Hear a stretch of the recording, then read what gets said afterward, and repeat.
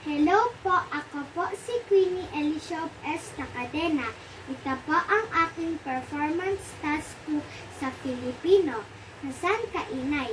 Nagising si Nena na wala ang kanyang ina sa kanyang tabi.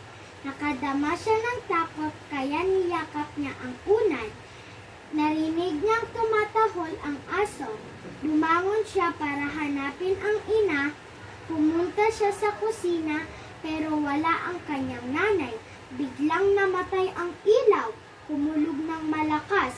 Isang matalim na kidlat ang kasunod nito. Bumuhos ng malakas na ulan. May kalakasan din ang hangin. Pilit nilabanan ni Nena ang takot na nadarama. Pumikit siya at nagdasal ng taimtim.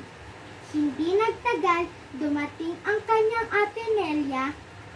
May dalang nakasinding kandila.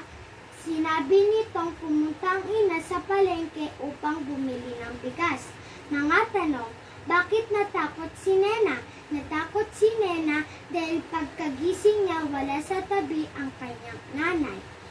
Bakit kaya biglang nagdilim ang paligid? Nagdilim ang paligid dahil nawalan ng kuryente buhat ng masamang panahon. Paano ipinakita ni Nelia ang kanyang pagmalasakit sa kapatid? Nagdala si Nelia ng nakasinding kandila para lumiwanag ang kanilang bahay. Sinabi niya rin kung nasaan ang kanilang nanay. Ano-ano ang nagawa mong kabutihan para sa kasapi ng pamilya mo? Tinutulungan ko sila mama at papa sa mga gawaing bahay at inaalagaan ko rin sila pag may sakit sila. Salamat po. Bye!